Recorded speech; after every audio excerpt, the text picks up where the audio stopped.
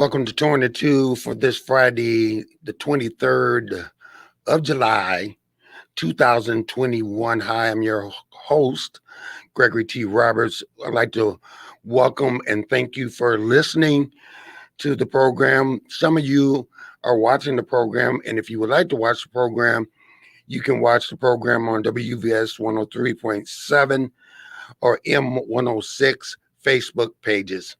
To let you know some information that starting in August, you will not be able to watch this on my pages because we want to be able to get all your questions directed to one source, so you'll be able to watch them on the radio station pages, just to let you know. Also, it's primary season, and I had a wonderful talk with Sharon Gibbs. City of Muskegon Heights does not have a primary, but they have a ton, I believe 8 candidates running, and they will be running in November. We will be talking to those individuals as that race comes up. So if you have some questions there. Again, if you're driving down the road and you have a question for our guest, who's a big one, please feel free to get to our social media like Facebook 103.7, WVS, or M106. Let's talk about the weather. The weather today is 81 degrees, high, low of 73, cloudy. Saturday, 50% chance of rain, high of 82, low of 72 degrees. Sunday, high of 86, low of 66, and it's going to be sunny. Same thing Monday, high of 86, low of 64, and sunny. Our closest chance of rain is coming Tuesday with 30%. Thank you. And I want to thank Lady J, PA, and all those guys for helping me with the show. And I don't get a chance to do that. Anyway, the primary is coming up, and the primary is coming up August the 3rd. And if you haven't got your ballot, if you're voting absentee, make sure you call City Hall and make sure you get that problem straightened up. My guest today, I've known him for years. He's been the mayor, and he's been on the council for years. I'm going to let him talk about all his accolades. As I would like to say, let's break the glass and get rid of the smoke. It's time for your guests. Put your hands together for our mayor, Steve Gowan. How are you doing, sir? This hot and humid Friday. Sir, how long have you been mayor? I've been mayor since 2012, when the then mayor resigned. I was appointed to the chair by my peers at the time, and then ran in my own right in 2013, and have won twice during those runs. And then I'm up for election again this year. Okay. I've been on the city commission since 2002, made my first run in 2001, and hopefully doing a good job. And I love the work for the sake of my neighbors. So I got 20 years in, and I think they've been very, very good years with some ups and downs like the rest of the country during that time. But I think Muskegon is really tracking in the right direction. All right, let's get right into it. Let's talk about in your years of being the mayor, what do you feel that have been some of your successes with the council? At the time I was coming in to the commission, of course, we were seeing basically an almost total closure of the downtown with the demise of the Muskegon Mall. As I was coming in, we began our partnerships with the Chamber of Commerce, the Community Foundation for Muskegon County, and the Paul C. Johnson Foundation. Took the mall property out of foreclosure, got it back into local control.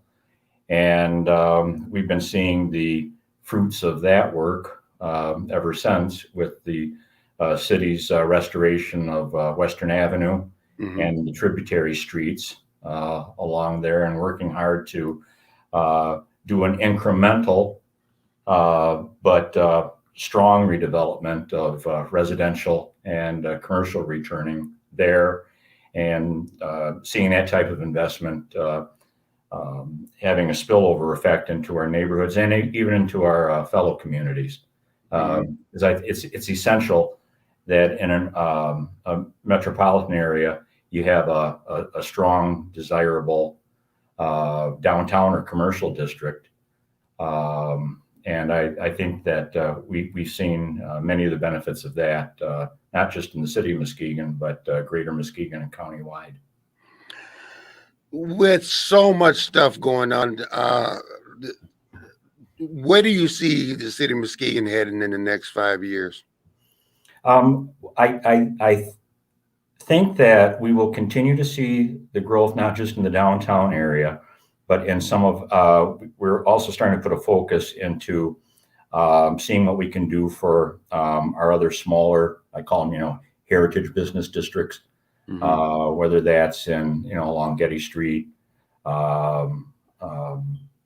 Lakeside, and other smaller neighborhood areas where we can continue to really enhance our neighborhood experience where people live, and hopefully get some more energy behind mom and pop shops, locally owned places, and where some of us might enjoy that 5 to 15-minute walk from our front door to, the convenience store, to the barber shop. Again, always, the real focus is on, where can we impact people closest to where they live, and that's our homes, Greg. Our front stoop, our sidewalk, and everything we attempt to do is really designed to impact where people live. Mayor, what do you say to people that, because we're a city manager ran city, that the mayor is just maybe a puppet head?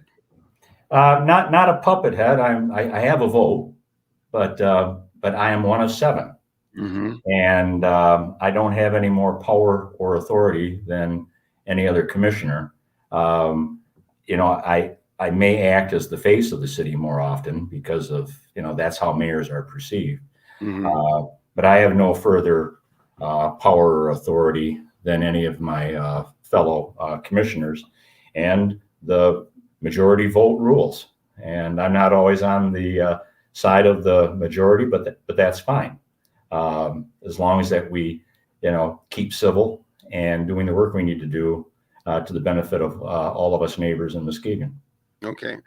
If you have any questions for Mayor Steve, make sure you post them, and we will try to get all the questions on as you post them.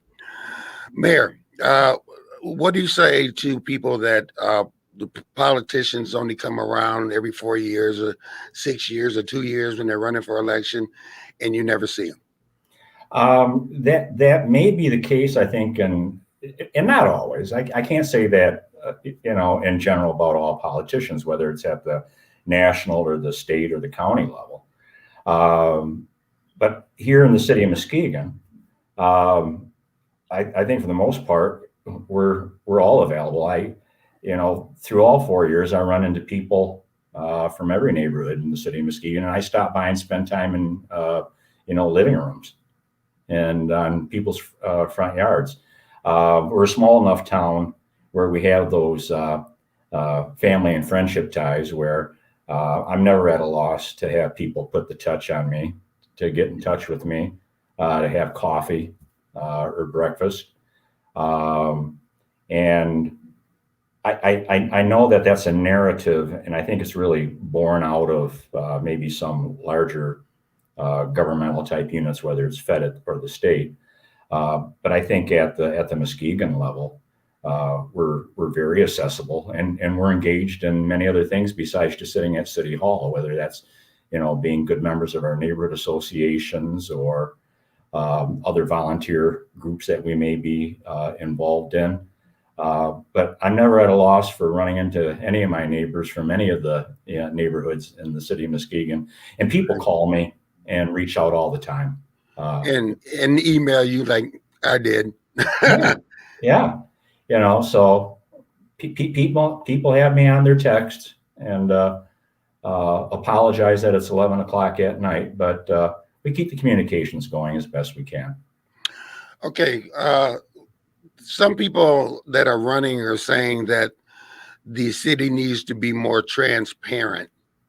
What do you say to those people that are saying that? There's always room for transparency, but I have to say that with the amount of reporting and audits and the information that we get out on our city website, and again, when people have a question, I forward that to staff. Staff gets right back to people with the information that they're requesting. Most of the time it's just a matter of the ask. So, and again, we do have everything on, or most everything on our city website, but there's always room for improvements, of course. But, you figure we're televised, our meetings are televised, our work sessions are televised. We post information on Facebook, on Twitter.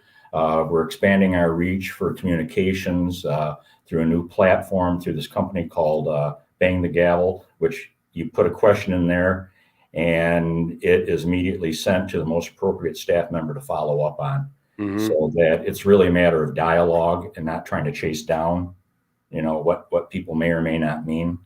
And we're looking at, multiple ways being more communicative and making sure that the information that people want get out there in the best ways possible.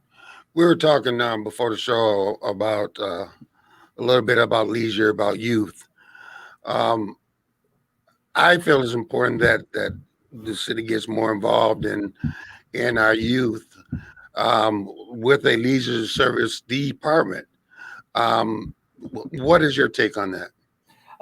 When we did eliminate like the leisure services back 15 years ago or so because of budget stuff, we did preserve a sizable amount of money for grants for working with other service providers, and we've had great success with that.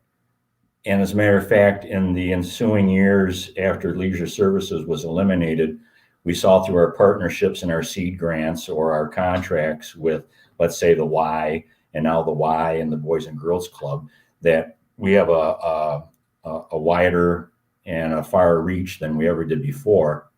And it runs 365 days a year. Well, I can't say that because you got weekends. But I think that we're tied in with service agencies, including the school district, that are really pros in youth engagement. And by partnering with them, I think we've actually expanded our reach for the sake of youth. COVID was a heck of a year, though. Right. And we've we lost that year. But right now, we're beating the bushes to get more kids engaged with our summer programs that we partner with the Boys and Girls Club and the Y, and they do a fantastic job. And so we want to fill that new clubhouse, and we want the Y to continue to expand their mission on the behalf of youth, and we're there financially and administratively to help those expansions and reach as many of our kids as possible. Okay, let's talk about the police department. I talked to the chief. Chief's been on the show several times, and he said that they're working harder with their transparency. Yep. And I want you to touch base on, because like they're 9 positions short right now. It used to be, when I was talking to Chief, it used to be they might have one shooting a week. It might be one shooting a month. Now people are shooting at people 3 times a day. Um, Talk about maybe some solutions, what we can do to help our police in this community. Well, absolutely. And when we saw that horrible uptick, especially coming in the springtime, that's when I found myself in a lot of living rooms with people that had called me and their neighbors. And when I first get there, I don't have a lot of immediate comfort to give you, but they weren't asking for immediate solutions as much as they were asking exactly, what you just did. What can we do to get engaged and help? And some of those techniques are something we've been preaching, for decades at the neighborhood level. And it's be available to your neighbors, get to know who your neighbors are, keep that porch light on, be willing to call in and get that paper trail going with 911. Let the authorities know what's going down as it's going down. The day after, is almost useless. And nobody should be afraid of calling 911 at 1 a.m, because it's not an inconvenience. That's their job. That's our job, to respond and to get out there as soon as we possibly can to, start piecing together what the heck is going on. Or silent observer. Or silent observer. And that program's really been beefed up over the past decade with community members and the business community.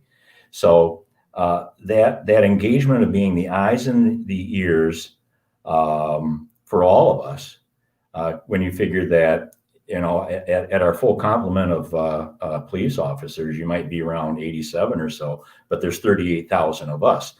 The 38,000 of us really need to, step up and be an aid to those public safety services the best we can by letting them know what is going on, in our neighborhoods, and, providing as much good information as we possibly can get in order to put the kibosh on this reckless, dangerous, and unfortunately sometimes murderous behavior.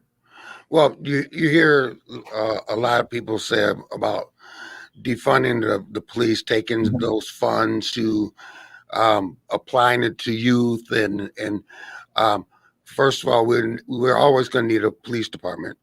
But what about some of those calls that we don't necessarily need police to run to, but maybe we need social workers or somebody in mental health to be taken care? Or if you have, when I was in the fire department, where you have people that make the same mistakes over and over again, to help these people and stop the fire department or the police department making these same runs. Right. I don't think defund's an answer, but addition is. Adding in these new innovations. I will say that when it comes to mental health, our police department has been going through ongoing training through Health West, Community Mental Health, and learning new techniques there. There's one thing you will find, that in situations where mental health is involved, the mental health professionals still want public safety there to make sure that scenes are safe and clear for their workers. It's going to be scary. There's so many moving pieces during incidents that I think it's still essential to have a public safety presence. But the addition of healthcare professionals, in addition to good training by our own public safety officers on how best to attend to and assess situations where it does involve a mental health case. We got to continue to add to our expertise and our ability to act effectively and in the most appropriate ways, because being a police officer isn't about bang bang shoot 'em up. it's not being an enforcer. It's about being A protector. a guardian and a protector. And I think that over 30 years of really developing our community policing program and trying to embed that philosophy into how, we interact in the community with our public safety. I think we've made great strides, and we're recognized for those great efforts. But we always want to learn more. We want to add more. We want to be better. And if members of our staff don't subscribe to that, then they rarely are members of our staff for a long time. Mayor, I want to talk to you about whether it's fire, police, or any position in the city. I was given that opportunity to come off the streets and be trained and serve 8 years in the fire department until injury into that. But talk a little bit about, right now, the police department and the fire department does not look like me, or having people that grew up in the city and grow up to be a police officer or fire department, working in the fire department or DPW or whatever. What is the answer? How can we deal with that? Well, could you answer a question for me? When you had Chief on, did he touch on our cadet type outreach? And he did, but okay. You can talk a little bit about it. Okay. Well, he's the expert, but we were pressing that for years, and probably over the past 3-4 years, we've really started doing the youth outreach to get interested Muskegonites, and many of them men and women of color, to engage in our policing program. It's kind of a cadet program, and you build up to where we'll take care of individuals going through the police academy, and hopefully come on back to Muskegon, get hired into the department here, and make a career of it. Mm-hmm. We're in the works as well in fire services to do a like program, collaborating with some of our educational institutions as well. And you did mention DPW. The concept of community policing or community servicing, we're going to be expanding that to DPW as well. Okay. And there are also initiatives being developed to do more youth outreach throughout the city of Muskegon in order to expose and hopefully generate interest and then relationships for our local youth to consider public service as a career. Right. So there's a lot more coming down the pike, and I'm really excited. Of course, we're always up against other variables like perhaps other departments, whether here in the state or in the region or nationwide. Maybe they pay more. Maybe it's more exciting to leave town. State legislature took away our ability to require that our city employees reside in the city of Muskegon back in the 1990s. Right. So that's not our doing. That was never our wish. I think at City Hall, we've always thought it was, a great thing to have our employees working within living and working in the city of Muskegon. But our ability to require that was taken away by the state legislature back in the 1990s. And we have to remember too, and you probably will too, Greg, we've got a lot of pushback from some employees that didn't even want to be here, except just come here and collect a paycheck. Mm-hmm. They didn't want to live in the city, and they weren't invested. So those are the other variables, that we have to contend with. Pay, retirement. There's not a requirement for people to live right in the city. And in the past 5 years, especially, you've seen a downturn of an interest of anybody to want to go into public service. Municipalities, state government are hurting across the board, trying to draw in that interest and that talent at this time. You have a question in front of you from Michael Anthony Smith from city guy down in Texas and watches the show all the time. Yes. His question is city service revenue sharing with Muskegon Heights and Extension. A discussion to have. Your service, the water. I mean, he's bringing up some points here. What do you think? Through the years, the municipalities throughout the greater Muskegon area have been pretty good at picking the low hanging fruit into shared services. Mm-hmm. So there's been a lot of that through the years.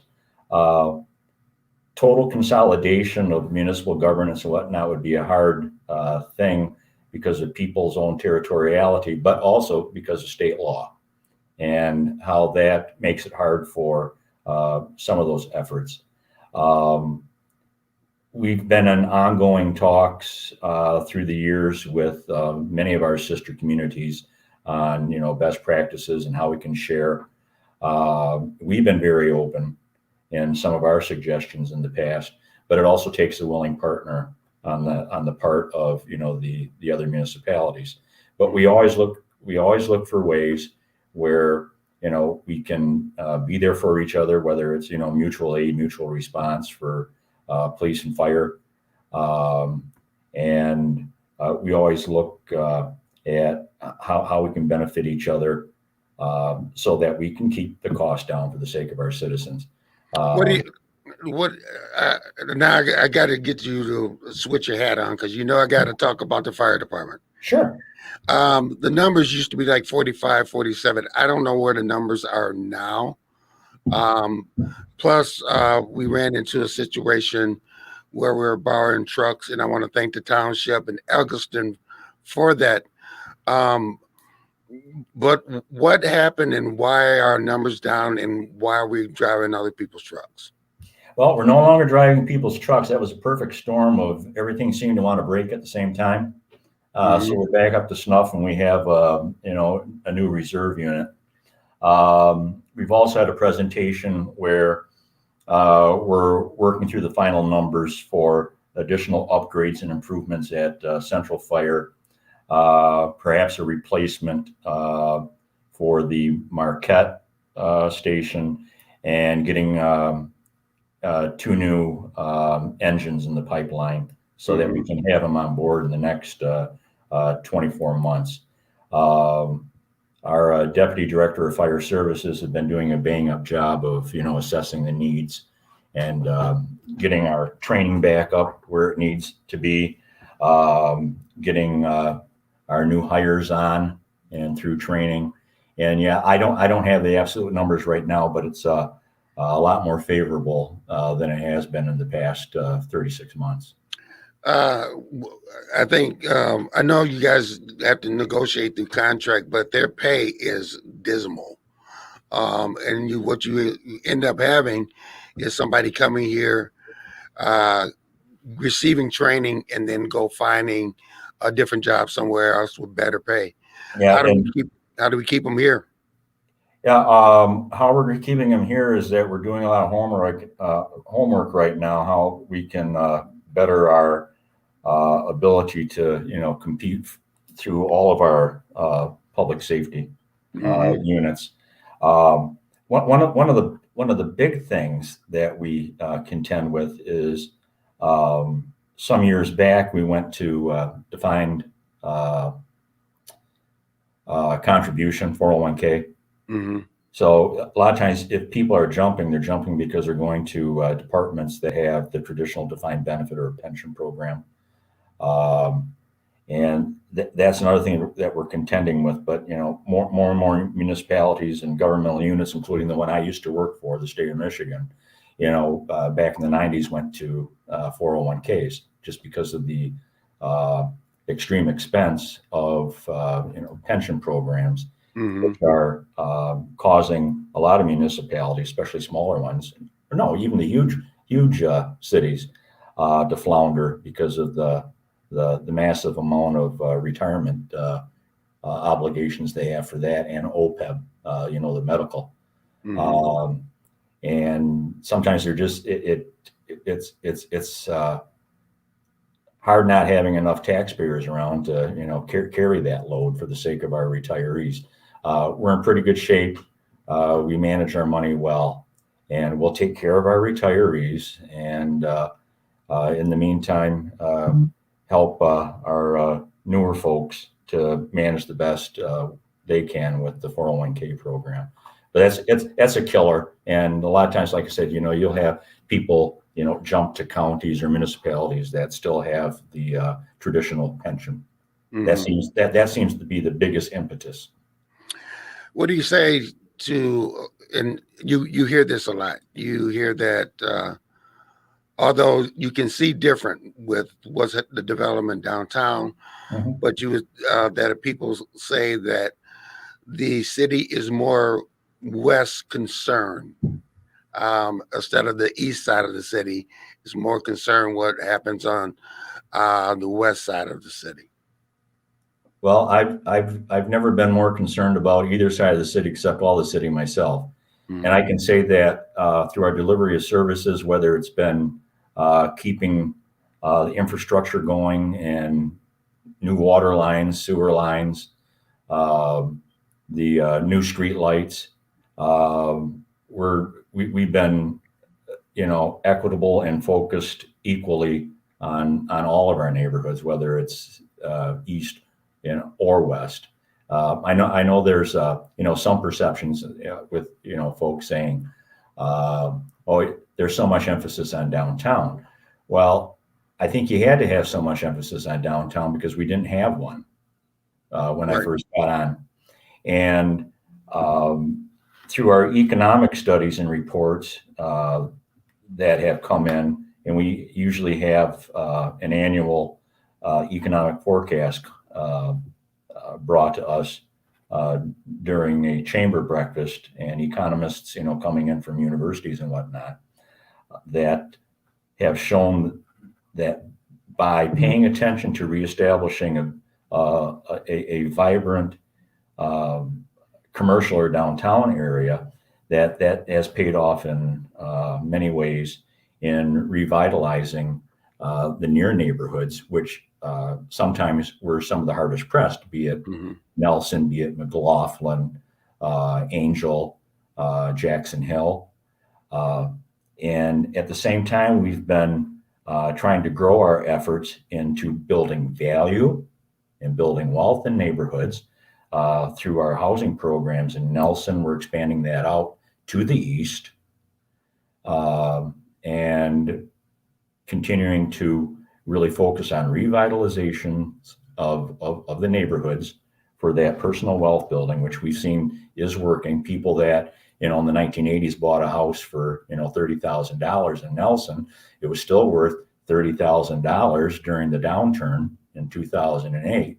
Mm-hmm. But now they finally have a value rebuilt into the house where they can use that for their retirement or have a wealth transfer to their children when they're gone. So I have great information I can get to you on all that, or anybody can request, from City Hall. What I'm really excited to get into, and I don't have all the details now, nor can I get into it because I want to go talk to the neighbors first. Right. But one of our eastern neighborhoods, we're going to, invite the citizens in for an initiative for economic and social development Mm-hmm. in their neighborhood. I'm an alumni of the Mayor's Institute of City Design. It's an initiative through the United States Conference of America and the United States Council for the Arts. I went through the Institute back in 2015. They got a hold of me this past year as an alumni and said, hey, we'd like to send a team of professionals again because you're doing such a great job in Muskegon. What would you like to do? And so getting with staff, we thought what we want to do is how do we take, these great design ideas and implement it at a neighborhood level? Because the last time we really looked at how we were doing the turn back on Webster and Muskegon and getting the sandbox downtown turned back into a downtown. Mm-hmm. But now we want to take it to the neighborhood street level, and I'm really excited about that. And I'm really excited to think about getting out to the neighborhood and to the living rooms and saying, okay, here's some brilliant ideas by this team of urban design and social scientists. But what do we do as neighbors with this information? How do we want to see this evolve so that we can celebrate this neighborhood, Right. and revitalize energy and joy, Right. literally, Right. of being part of who we are in this neighborhood, and see how that we can spend more energy for potentially mom and pop shops, and seeing a little more commercial like we used to when we were coming up as kids, and really seeing that strengthening. And if we do a good job there, it's replicable. We can utilize that, in all our neighborhoods throughout town. Now, you said that you have like a housing program Mm-hmm. with the new houses being built. There are a lot of people that necessarily can't afford these new homes. Right, and How do some we- of them, yeah, How do Yeah. we take care of that bridge? How do we Yeah. bridge that? some of those we can.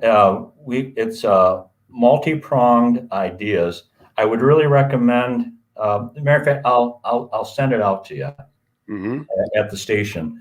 But staff did a recent housing study, and how we're really looking at how do we balance, the fact that you have single family dwellings, and some of them are really high end on the waterfront. Mm-hmm. Some of them are actually still attainable, like in Nelson or in Jackson Hill, at the 175 to $200,000 level, because that's the average cost. It costs $200,000 to build a house, even a small one. But if we can get people to look at and see the benefits of allowing different types of housing to be built in their neighborhoods, and not be afraid of a duplex or a triplex or a small quadplex, that helps us address more affordable price points, either at purchase or at rental. Mm-hmm. But the city of Muskegon has a lot to be proud of in how we introduce housing, whether it's something that we do or a developer is doing. Because within the next 18 months, we're going to have 1,000 units of affordable housing. Mm-hmm. And there isn't another community in this county, let alone West Michigan, that is on track to address affordable housing, including the one that'll be coming online soonest is the same folks that built the Berkshire Senior housing downtown. Mm-hmm. They're building a workforce or affordable a development on our old city parking lot on the corner of Jefferson and Apple Avenue. Mm-hmm.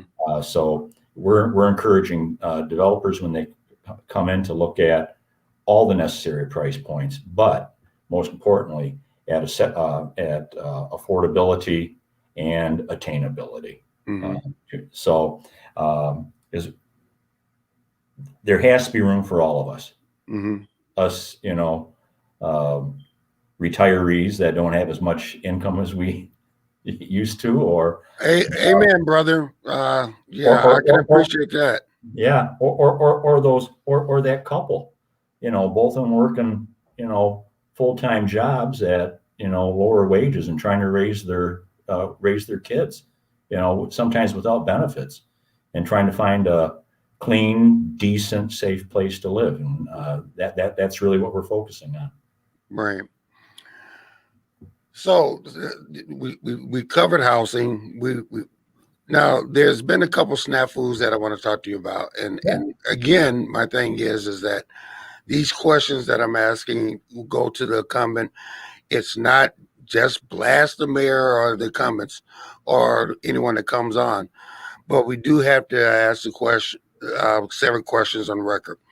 The first one is, let's talk about the snafu with the cards purchase Sure enough. business.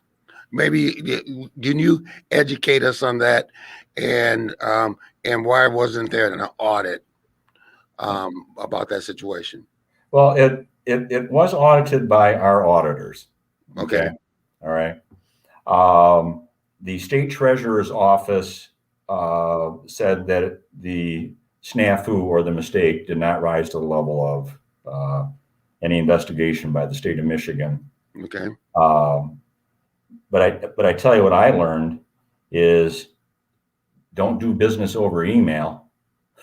Right. You know, you don't do business over email, and don't assume you know what you know. Mm-hmm.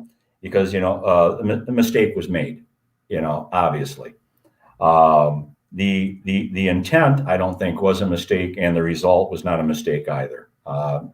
It benefited the food and beverage folks that we aided.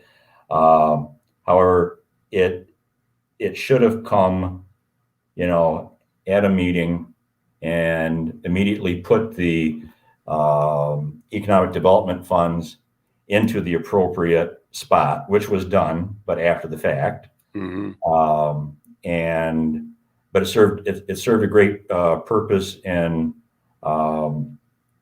saving many of those businesses from going under those first 2 weeks because they were the first ones that were totally closed. Their doors had to lock, and they had to contend with rotting food or anything else that they had purchased.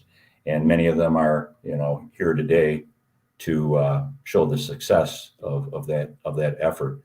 But what you clearly learn is take your time, don't panic, and make sure everything is done correctly. Okay. The program was correct. It helped who it was meant to help. And nobody padded their pockets. There was no favoritism. Maybe we missed a few, but the only people that it benefited were the people that needed the aid. Well, the decision to even buy the cards, shouldn't that decision been approved through the you and the council? Yeah, like I said, it was tacitly approved through email. That's no way. That's not a way to transact that type of business. Mm-hmm. Okay. Okay. So I asked the questions, figured out what the possible amount was going to be, and should it I could have gave my gut a second check, but it was like full steam ahead. We got to help these folks. Mm-hmm. But in hindsight, it's like, nah, let's dial it back. We can wait a day. Get everybody together. Let's not transact business over email. Okay. Question from Michael Anthony Smith says housing rehab programs would at least bring East Side housing up to code. Yeah, and we do have housing rehab programming through our community and neighborhood services. The city's also been picking up homes that have been slated for tax sale or demolition, and doing these projects ourselves. We have some really good examples, one on Pine Street in McLaughlin, but we're expanding our reach as best as we possibly can. But rehab really is key in doing what we want to do, because you're not always going to have an empty lot that the city owns, but you may have some degraded housing stock that is well worth saving. And I know some of our other nonprofit housing agencies are also very committed to existing structure rehabilitation, which doesn't always keep your cost down compared to new construction. But it does preserve, the traditional or historic element of a neighborhood by preserving that unit that's been there for 100 years. Now, I did get this question. I think this is a fair question to ask. Is that Pure Marquette and all the parks being now had to pay for parking, which it turned out to be a huge success. And so, after being a huge success, they raised the fees higher. Mm-hmm. And so, the question was, if it was such a success, why was the need to raise the fees higher? I wish at the top of my head, I had the recollection of the entire discussion on that, Greg. But obviously it made sense to the majority at the time. Yeah, you're always welcome to come back. Yeah, in that, but on that one, and I think that some of those premium prices are on premium days only. But part of it is to encourage, I think, churn of traffic, and to encourage people just buy the seasonal pass. Mm-hmm. Okay, because it didn't affect seasonal pass. It's like you're on a premium day here. This is your third day down here. Why not just get the seasonal pass and not have to worry about it. But with that said, though, one of the things that you guys did do was to extend the olive branch and say to your neighbors, Muskegon Heights, that we're going to include you guys to come into the park and share Pure Marquette and the other parks as well. Right. And Pure Marquette, what we call the Spider Park or Margaret Drake Elliott, the Muskegon Harbor Park, and the Curve are all included in that fee. We had put out to all municipalities in the area an opportunity to subsidize lower parking pass fees for their residents, and that went across the board. Muskegon Heights was not in a position to pay anything out as far as a subsidy, but looking at the needs of our lower income neighbors in CDBG communities like Muskegon Heights, especially coming out of COVID and the heat of the summer, we thought it would be a great outreach, at least for this year, to extend that opportunity. And the free pass was based on a needs formula, and okay. I don't necessarily have that in front of me, but it was based on a poverty rate formula. We have a question. Do the officers for the Muskegon Police Department have qualified immunity? If so, do you think it's right? As far as qualified immunity, I think that goes across the board. That is something that is controlled by the state jurisdictions as well as the federal jurisdictions. Municipalities don't have control over some of these super agencies or super rules such as that. As far as do I think it's right or wrong, what I need to do, and I've been doing a lot of reading and research, I really need to get my head wrapped around, what does it mean and what are its downfalls before I make a qualified question. And answer, but I'm not trying to spin anybody. It's just that there's so much out there, and at times I don't know what it means state to state or who's upholding what in what court. The one thing I do know is that I don't think anybody should be, qualified to protection for not following the rules Protocol. when it comes to public, safety, and people get hurt, because of it. It's just, if it's not part of your job and you're strong arming people or hurting people for no good reason, then that has to be addressed. Another question, they're coming in fast and furious now, Mayor. Yeah. Do he feel that the city of Muskegon have a good record on diversity? Are there African Americans in management? Yes. Through my 20 years, we've had non-white male people in some of our highest levels of administration, be it finance director, be it income tax administrator, be it affirmative action and the insurance department, former assistant city managers, women in top ranks in public safety. I think we try to do a good job, and I have to say that especially over the past 12 years, we've been even more cognizant of that.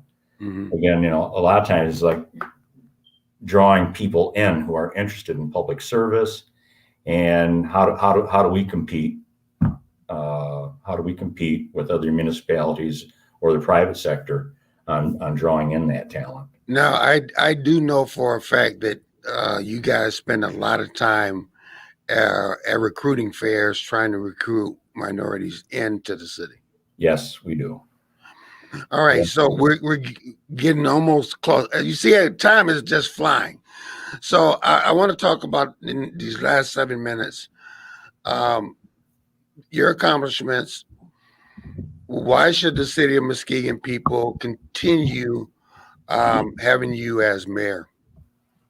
I'm a hard worker, and I think I've gotten my feet underneath me to do the job, and at the same time maintain those close friendships and relationships that you need at all levels to keep everybody at the table working in the same direction. Not stooping to, mean mouthing, mealy mouthing, or accusations or whatnot, or saying, hey, as I told you earlier, Greg, we may disagree on things, not necessarily you and me, but, two people.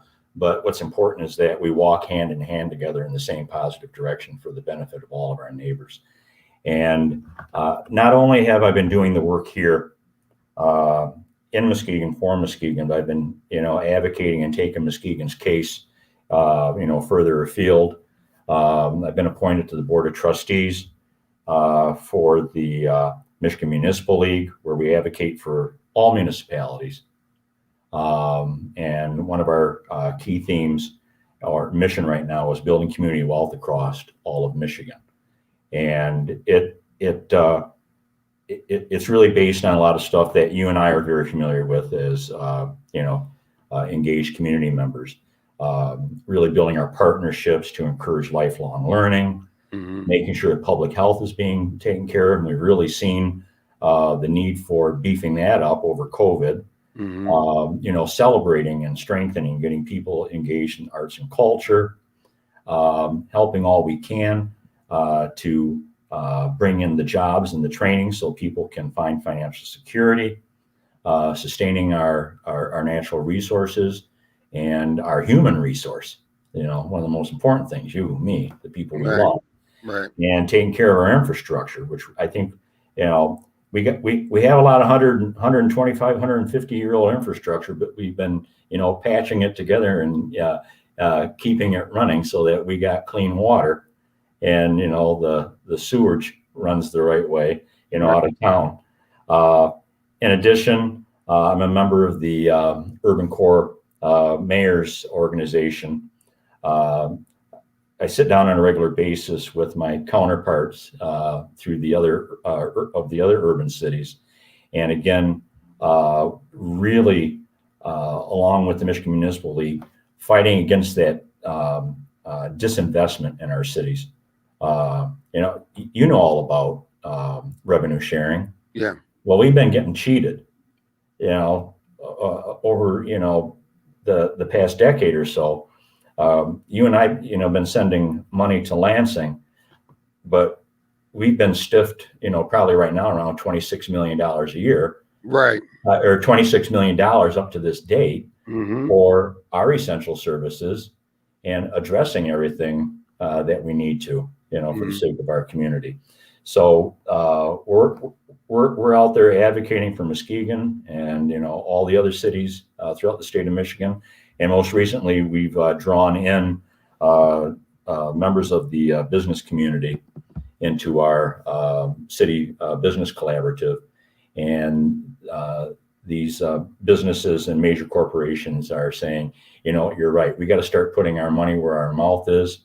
They have their nice little mottos on their corporate logo about people are important and everything else. Mm-hmm. Well, it's like, okay, we got to start walking the walk and Right. start investing in the places that we call our headquarters or we have our businesses, and really making impact, as I said earlier, where people live, right on their front stoop, right on their front lawn, right on their street.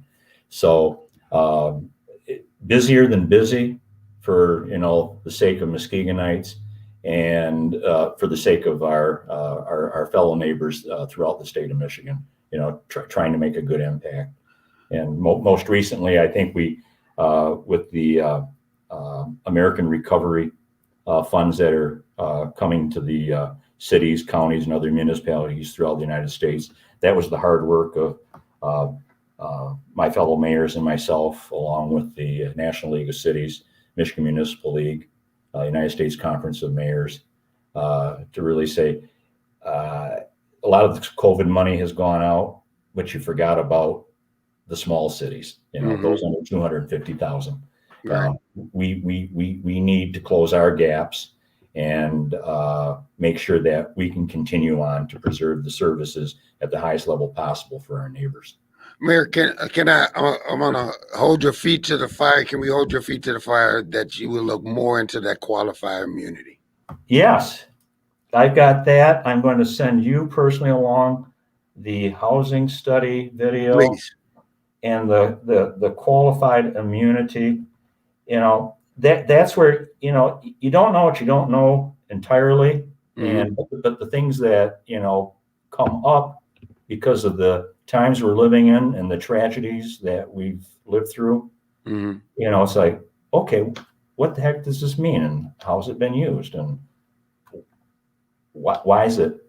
And, I want to be able to answer stuff, at least as a good student. Right. Right. Not as an expert, but at least as a good student. Right. I will say this about you and I have had things that we've agreed on, and there are things that we disagreed on. But the thing is that we've continued to walk hand in hand. Mayor, how can anybody find out? Do you have a Facebook page or any way of people to get in touch with you? Right. In my official capacity, you can go right to the city website and find elected officials, and there's a link to go through the help desk, and you can send me an email, or you can leave me a message at 231-724-6724. That's the mayor's office, and you can leave a message there with your phone number and maybe a heads up on what question or topic you'd like me to touch base with you on, and we'll make every good effort to get with you as soon as possible. Mayor Stigall, thank you. Good luck in your race. We have another question. Do he feel that the George Floyd Policing Act should pass. We will get to that. I will have you come back. We have run out of time. But thank you, Mayor, for being here. You've been watching Torn in Two, guys. We have ran out of time. Go out and do something good for your neighbor. Take care. God bless. Amen. Thanks, Greg. Thanks, Take care. everybody. Bye-bye. All right, that's it. That's the show. We'll see you next week.